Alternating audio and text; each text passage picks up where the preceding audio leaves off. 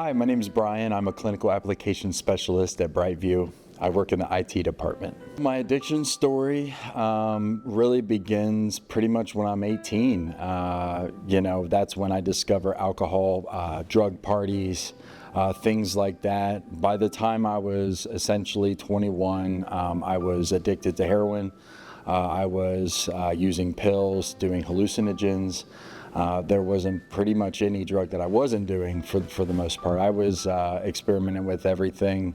I found myself addicted to opiates for over 15 years. I think what got me into drugs initially was many factors. A lot of childhood trauma. I lost my biological father at the age of 12 and struggled with anger most of my upbringing. And I feel like there's a lot of reasons why people drink or use, but I know for me it directly related to a lot of trauma. I felt, not having that connection, genuine connection with the father in the way that I saw it with other kids growing up, made me kind of feel different and, what's wrong with me, kind of thing. My drug use, eventually alienated me from every good relationship in my life. Anyone who was trying to give me good, solid advice, I pushed away. It was the result of my direct desire to use drugs on a daily basis. I had to be high 24/7.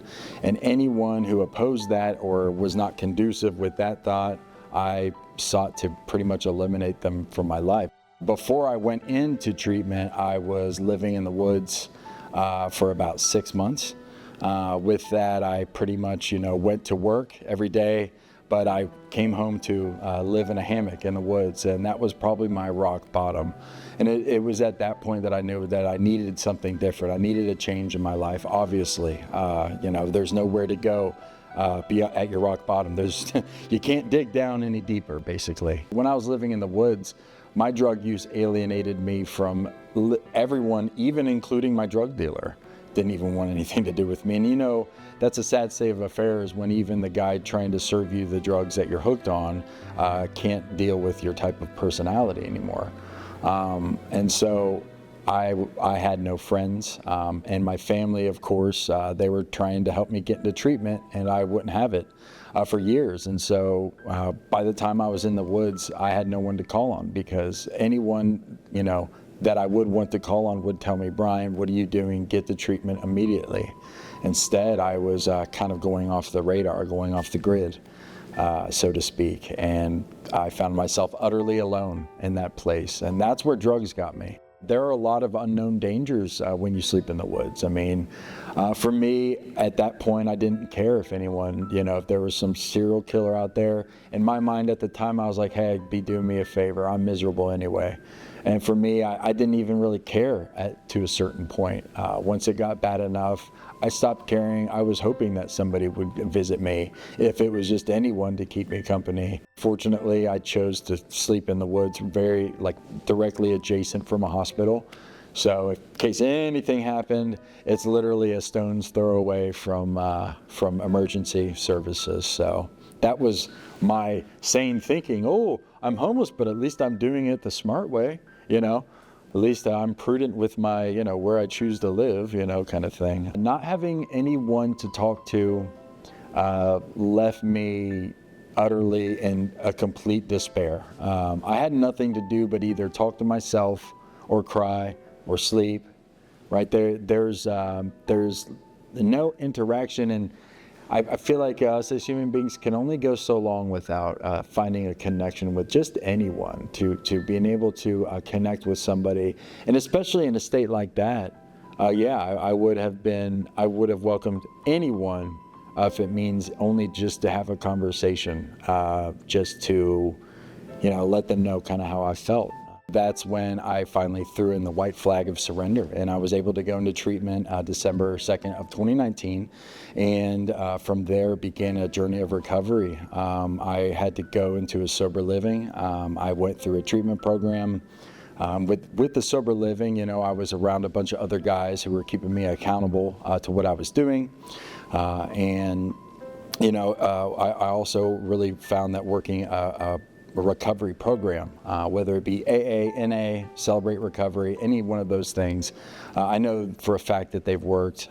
They've worked for me. They can work for pretty much anybody who's willing to apply themselves and surrender. So like my recovery story, my official clean date is December 2nd of 2019. And it'll almost be 5 years here in December. So that's a really good blessing. Since I've been clean, I was actually able to make amends with a lot of my friends and family, the ones that I really wanted to keep in my life anyway. I have a restored relationship with my parents. I was actually adopted 2 years ago by my stepdad, so now I call him Dad. As a 35-year-old man getting adopted, that says something right there. It says that my parents want me in their lives now. They're overjoyed to see me. The fact that I have that restored relationship. Working at Brightview, it gives me a unique opportunity to help others help people. And it's truly the DNA of what I believe in that. It is helpful also for my recovery that I work in a recovery-related field. Because the recovery-related field for me it's just my calling. I feel like what better place to go than to help others in the exact situation that I was in. That's what I enjoy doing, and that's why I still work at Brightview. That's why I chose Brightview, because they have given me stable employment, and I've been able to see a life of stability, something that I've never been able to do before. I haven't been able to pay my own bills before. I haven't been able to even make car payments or phone payments, right? Let alone food, right? So the fact is that, yeah, Brightview has been a huge part in my recovery. I believe in recovery. I've seen it work, and the type of relationships that I have today is unparalleled. It is literally night and day from how I used to maintain and manage relationships in the past, whether that be romantic relationships or friendships, or relationships with family. Is like one of the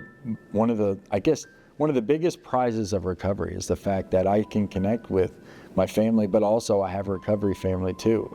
Going into different recovery programs, there is communities of people who are doing the exact same thing that I'm doing. And I'm just happy to just be a part of that and say like, hey, I'm just like them. I'm not this weird guy with terminal uniqueness.